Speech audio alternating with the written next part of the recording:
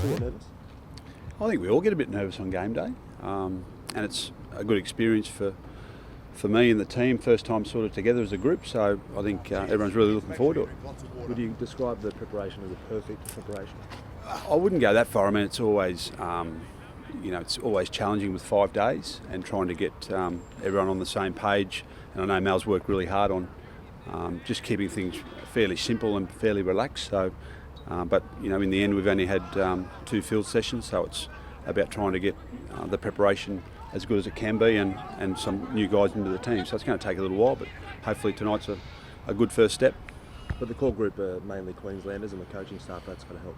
Yeah, I mean, it's I guess the fact that we've got some quality players in the key positions that have played together before. But I mean, even Darius at fullback is a slightly different plan, and it'll take some time. But I think we'll play well, and hopefully that'll be good enough to compete against the Kiwis, who've been going fantastic for the last few years. You know Mal very well. You've worked alongside him for a very long time. He's a colossal figure in the game. How have you seen him impart his passion for the Australian jersey on this group? Yeah, I think that's, I thought Mal was the obvious choice to take this role on because of his record as a test player, and you can see that coming out in what it means to pull that jumper on. And I think the players now understand a bit more about the history and about what's required and the expectations that go along with that. So I know he's done a really good job.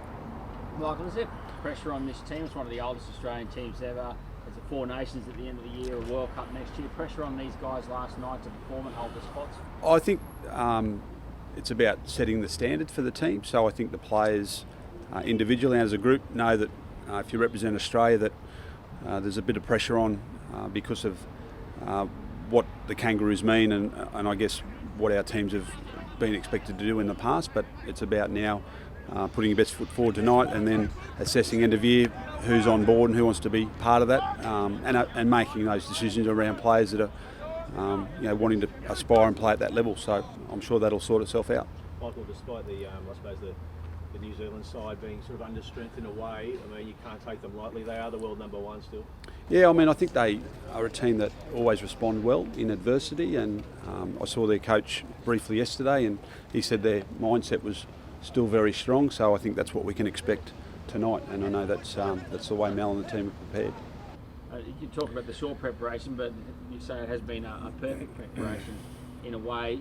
The Kiwis not so perfect. It would be hard for you guys to not get distracted looking at their team chopping and changing. Even Sean Kenny-Dow coming out yesterday. You've had to keep an eye on them.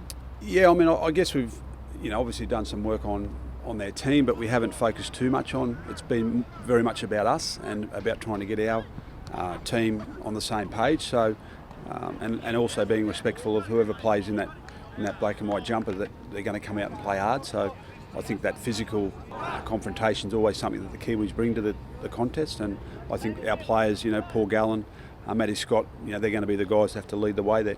Tohu Harris at 6 have signalled their intent there, haven't they, with the way they've picked Yeah, I just think they've gone with a very direct approach to their footy, and that's the way they like to play. And Sean Johnson will probably be on both sides of the field a bit. He'll have to take a bit more responsibility, but they've got some quality players there. Just one on Michael Morgan. How have you seen his evolution over the last few years? If it wasn't for some outstanding players, sort of Cooper Cronk and JT, he'd almost be a starter, such has been his form over the past 18 months. Yeah, I mean, I've been really impressed with how he's come through the emerging camp at Queensland, come into the Origin team last year, didn't miss a beat in the 3 games, was a tremendous contributor to the team in the role that he played, and I think he'll be very similar again tonight for Australia, and a good player to have there if you do cop a couple of injuries, because he can play a number of positions. What about his mindset? He seems like a real steady hand. Yeah, he's very sort of cool, and calm, I think, and that's the way he plays. And I think the fact that he's around Jonathan Thurston, Cooper Cronk, it's a good opportunity for him to learn and see how they prepare for games like this. And I'm sure he's going to be there for a long time. Where do you see him slotting in tonight? Yeah, I mean, I think he'll come on in that sort of midfield position, which he did that for Queensland really well last year, and I think he'll be a real plus for us off the bench.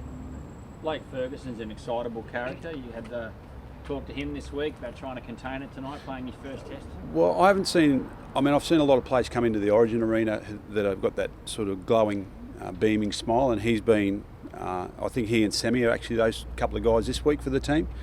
They've been smiling the whole week. They're excited about playing, and I think they'll both do really well. How's Darius been? I mean, coming back to his old, stomping ground, I suppose. And how's the field? No, I think Darbs is going really well. I think he's in a really good place mentally. He's playing well for his club. He always performs at this level. I mean, for Queensland, he's been outstanding, and I think tonight's another opportunity for him to cement himself in that number 1 jersey. And I guess he's looking towards the end of this year and next year in the World Cup too.